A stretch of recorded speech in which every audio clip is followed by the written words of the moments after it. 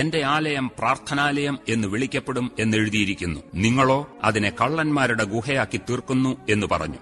എന്റെ ആലയം പ്രാർത്ഥനാലയം എന്ന് വിളിക്കപ്പെടുമെന്ന് എഴുതിയിരിക്കുന്നു, നിങ്ങളോ അതിനെ കള്ളന്മാരുടെ ഗുഹയാക്കി തീർത്തിരിക്കുന്നു എന്ന് പറഞ്ഞു. യെശയ്യാ പ്രവചനം 56 അധ്യായം 7 വാക്യത്തിൽ പറയുന്ന കാര്യമാണ് കർത്താവ് ഇവിടെ ഉദ്ധരിക്കുന്നത്. ആ ഭാഗം കൂടി നമുക്ക് ഇതോടുള്ള ബന്ധത്തിൽ വായിക്കാം. ഞാൻ എന്റെ വിശുദ്ധ പർവ്വതത്തിലേക്ക് കൊണ്ടുവന്നു, എന്റെ പ്രാർത്ഥനാലയത്തിൽ അവരെ സന്തോഷിപ്പിക്കും. അവരുടെ ഹോമയാഗങ്ങളും ഹനനയാഗങ്ങളും എന്റെ യാഗപീഠത്തിന്മേൽ പ്രസാദകരമായിരിക്കും. എന്റെ ആലയം സകല ജാതികൾക്കുമുള്ള പ്രാർത്ഥനാലയം എന്ന് വിളിക്കപ്പെടും. അങ്ങനെ യെശയ്യാ പ്രവാചകന് ഈ സംഭവം നടക്കുന്നതിനെ 700-ലധികം വർഷങ്ങൾക്ക് മുമ്പ് പ്രവചിച്ചതായ ഒരു കാര്യം എടുത്തുകൊണ്ടാണ് കർത്താവ് പറയുന്നത്, എന്റെ ആലയം സകല ജാതികളുടെയും പ്രാർത്ഥനാലയം എന്ന് വിളിക്കപ്പെടും എന്നാണ് എഴുതിയിരിക്കുന്നത്. പക്ഷേ നിങ്ങൾ അതിനെ കള്ളന്മാരുടെ ഗുഹയാക്കി മാറ്റിയിരിക്കുന്നു.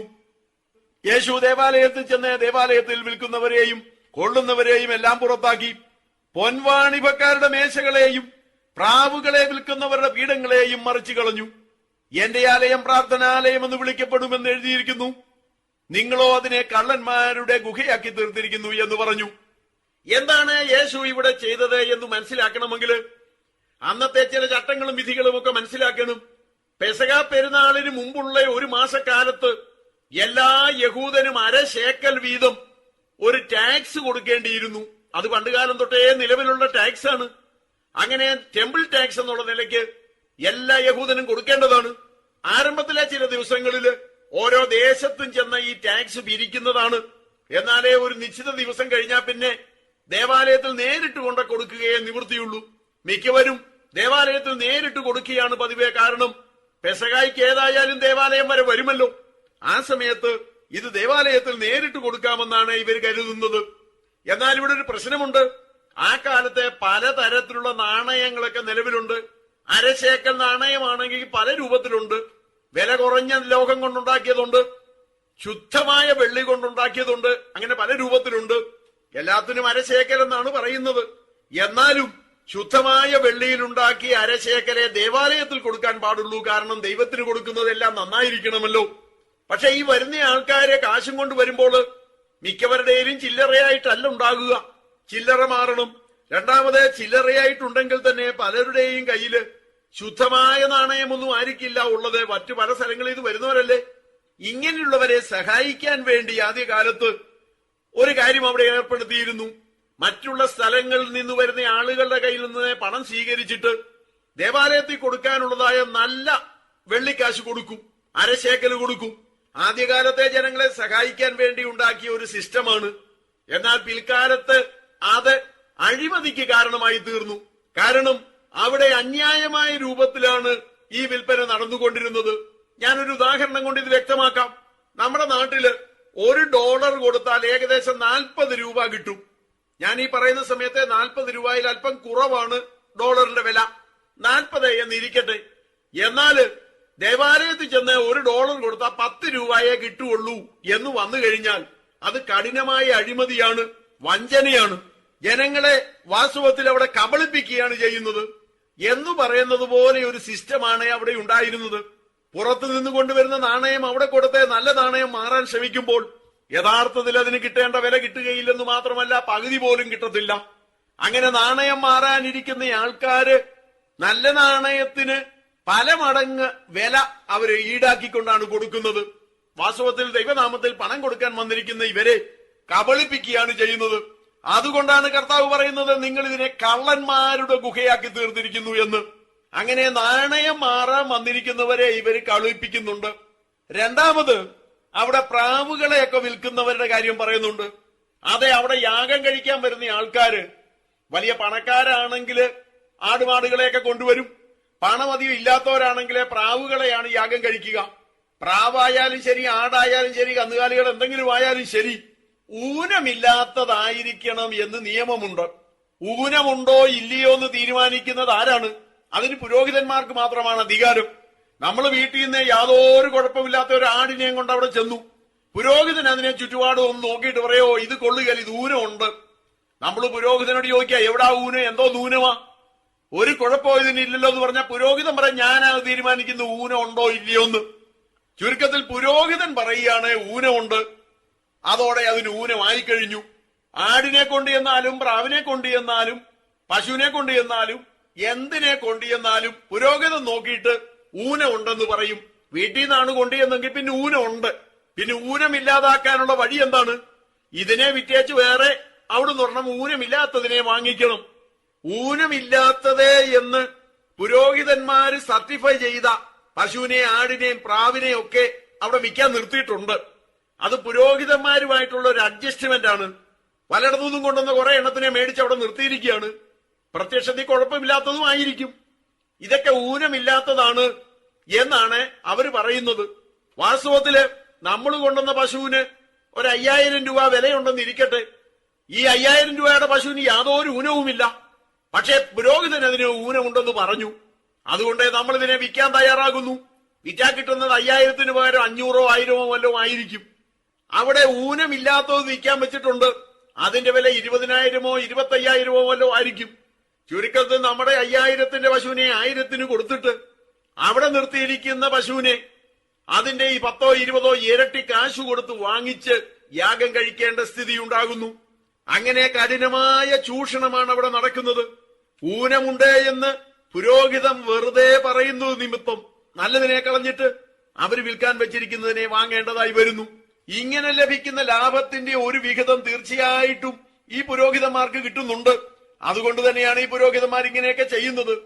ഇങ്ങനെ പുരോഹിതന്മാരെ ഊനമില്ലാത്തതിന് ഊനമുണ്ടാക്കുകയും ഊനമില്ലാത്തതേ എന്ന് പറഞ്ഞ് അനേക മടങ്ങ് വിലയ്ക്ക് സാധാരണ ആടുമാടുകളെ വിൽക്കുകയും ചെയ്യും. അതിനേക്കാൾ ഏറ്റവും ക്രൂരമാണ് പ്രാവിന്റെ കച്ചവടം. ഈ പ്രാവിനെ യാഗമർപ്പിക്കാൻ വരുന്നവരെന്ന് പറഞ്ഞാൽ സാധാരണക്കാരിൽ സാധാരണക്കാരാണ്. വെറും പാവപ്പെട്ട ആൾക്കാരാണ് അതിനുവേണ്ടി വരുന്നത് എന്ന് ഓർക്കണം. ഈ പാവപ്പെട്ടവൻ എങ്ങനെങ്കിലും ഒരു യാഗം കഴിക്കാമെന്ന് കരുതി വന്നിട്ട് ഒരു പ്രാവിന് വില ചോദിക്കുമ്പോൾ പുറത്ത് കിട്ടുന്ന പ്രാവിനേക്കാള് 10-ഓ 20-ഓ മടങ്ങാണ് ഇതിന്റെ വില അവിടെ. എന്നാ പുറത്തു നിന്നൊരെണ്ണം മേടിച്ചുകൊണ്ട് വരാമെന്ന് വെച്ചാൽ ഊനം ഉണ്ടെന്നും പറയും. അതുകൊണ്ട് ഇവിടെ നിന്ന് വാങ്ങിച്ചേ മതിയാകൂ.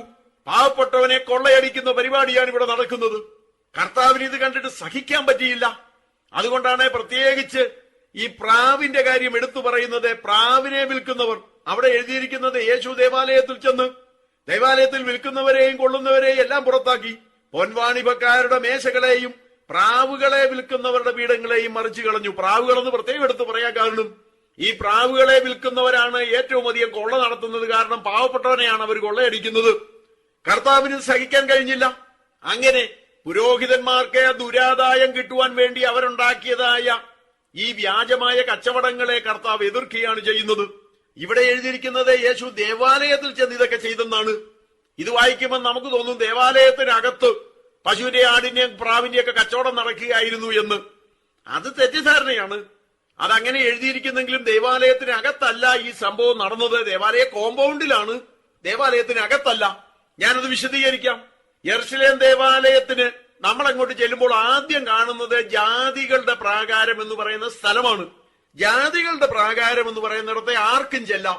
അതിന് പ്രത്യേക നിയന്ത്രണങ്ങളൊന്നുമില്ല. അവിടെയാണ് ഈ കച്ചവടങ്ങൾ നടക്കുന്നത്. ആർക്കും വന്ന് ഇതൊക്കെ സാധനങ്ങൾ വാങ്ങിക്കാം, കച്ചവടം നടത്താം, എല്ലാം ചെയ്യാനുള്ള സ്വാതന്ത്ര്യമുണ്ട്. അങ്ങനെ ജാതികളുടെ പ്രാകാരം. അതങ്ങോട്ട് കഴിഞ്ഞാല് സ്ത്രീകളുടെ പ്രാകാരമാണ്. ഈ സ്ത്രീകളുടെ പ്രാകാരത്തിലേക്ക് കയറുന്ന ഗേറ്റ് ആണ് സുന്ദരം എന്ന് പറയുന്ന ദേവാലയ ഗോപുരം. നമ്മൾ വായിച്ചിട്ടുണ്ടല്ലോ സുന്ദരം എന്ന ദേവാലയ ഗോപുരവാതിക്കൽ ഇരുന്നതായ മുടന്തനെ സൗഖ്യമാക്കിയ കാര്യം. ആ മുടന്തൻ ഇരുന്നത് ഈ ജാതികളുടെ പ്രാകാരം കഴിഞ്ഞിട്ട് സ്ത്രീകളുടെ പ്രാകാരത്തിലേക്ക് കയറാനുള്ള ഗേറ്റിന്റെ വാതിക്കലായിരുന്നു ഇരുന്നിരുന്നത്. അങ്ങനെ സുന്ദരം എന്ന് പറയുന്നതായ ആ ഗേറ്റ്, അതിന് ഇംഗ്ലീഷിലെ ബ്യൂട്ടിഫുൾ എന്നാണ് പറയുന്നത്. ബ്യൂട്ടിഫുൾ, സുന്ദരം, മനോഹരം എന്ന് പറയുന്ന ആ ഗേറ്റിലൂടെ നമ്മൾ ഉള്ളിലേക്ക് കടന്നാൽ സ്ത്രീകളുടെ പ്രാകാരമായി. അവിടെ യഹൂദരായ സ്ത്രീകൾക്ക് കടന്നു വരാം, ബാക്കി എല്ലാവർക്കും കടന്നു വരാം.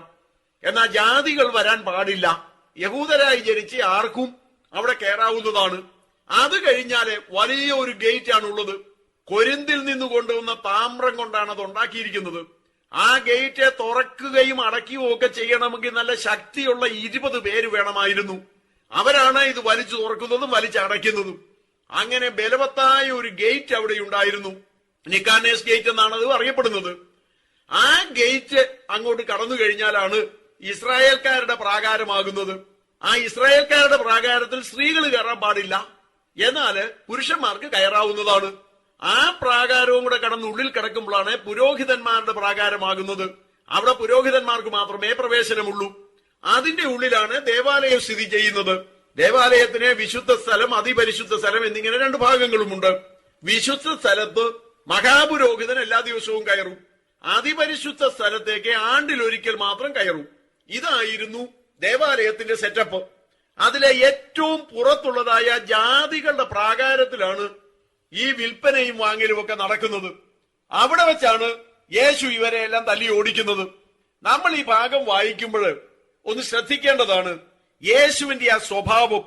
മറ്റു സുവിശേഷങ്ങളിൽ പറയുന്ന യേശു കയറുകൊണ്ടൊരു ചാട്ട പോലെ ഉണ്ടാക്കിയെന്നാണ്. ഈ ചാട്ട ഉണ്ടാക്കിയത് വാസ്തവത്തിൽ ഇവരെ തല്ലാനല്ല, ആ കന്നുകാലികളെയൊക്കെ തല്ലി ഓടിക്കാൻ വേണ്ടിയാണ്. അല്ലാതെ ഇവരെ തല്ലിയെന്ന് അവിടെ എഴുതിയിട്ടില്ല. എന്നാൽ ഒരു കാര്യം ഓർക്കുക, നമ്മളെ യേശുവിനെ കുറിച്ച് ധരിച്ചു വെച്ചിരിക്കുന്ന രൂപത്തിലൊന്നും അല്ല യേശു. നമ്മുടെ ഇന്ത്യയിൽ ഉണ്ടാക്കിയ മിശിഹാ ചരിത്രങ്ങൾ നോക്കണം. പലരും ഉണ്ടാക്കിയിട്ടുണ്ട്, പല ഭാഷകളിൽ ഉണ്ടാക്കിയിട്ടുണ്ട്. അതിനകത്തെ യേശു ഏതാണ്ട് ഒരു ഉറക്കം തൂങ്ങിയായ യേശുവാണ്. സന്യാസിമാര് വർത്താനം പറയുന്ന പോലെ പത്രോസ് എന്നൊക്കെ പറഞ്ഞ് ഒരുതരം കരഞ്ഞു പിഴിഞ്ഞ് വർത്താനം പറയുന്ന രീതിയിലുള്ള യേശുവിനെയാണ് കാണുന്നത്. എന്നാലേ ബൈബിൾ വായിച്ചാൽ അങ്ങനെ അല്ല യേശു. വെറുതെ ഇങ്ങനെ കരഞ്ഞു പിഴിഞ്ഞിരിക്കുന്ന യേശു അല്ല, പഴങ്ങഞ്ഞി കുടിച്ച പരുവത്തിലിരിക്കുന്ന യേശു അല്ല.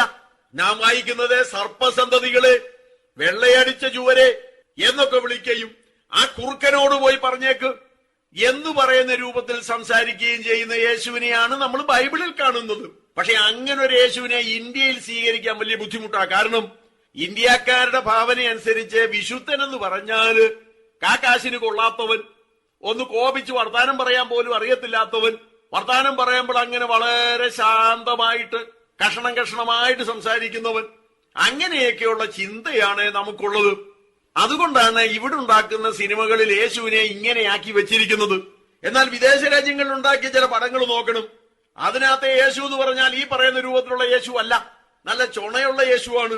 പരീശന്മാർക്കും ശാസ്ത്രിമാർക്കും എതിരായിട്ട് ശക്തിയായി സംസാരിക്കുന്ന യേശുവിനെ അവിടെ കാണാവുന്നതാണ്. യെരുശലേം ദേവാലയത്തിൽ ചെന്നിട്ട് ദേവാലയത്തില് ഈ ശുദ്ധീകരണം നടത്തുന്ന യേശുവിന്റെ രംഗം ആ സിനിമകളിൽ കണ്ടാൽ അത്ഭുതം തോന്നിപ്പോവും.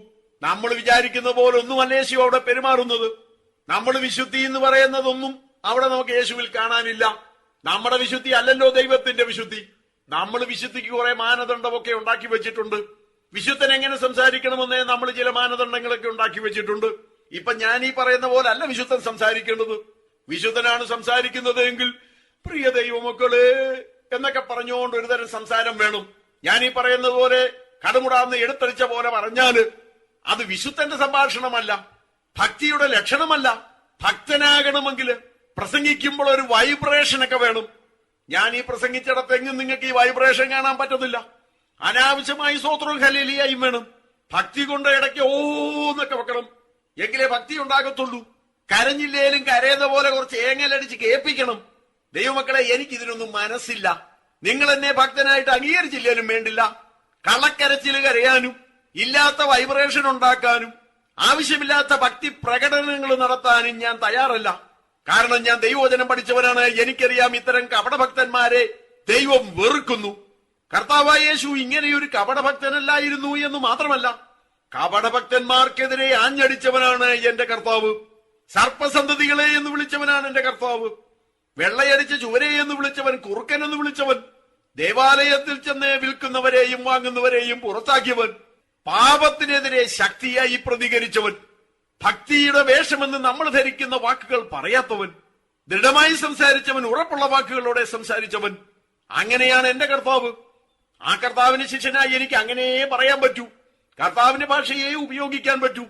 ഭക്തിക്ക് മറ്റുള്ളവരുണ്ടാക്കിയ മാനദണ്ഡം ഉപയോഗിച്ച് ജീവിക്കാൻ എനിക്ക് മനസ്സില്ല. എങ്ങനെയാണ് ഒരു ഭക്തനായിരിക്കും?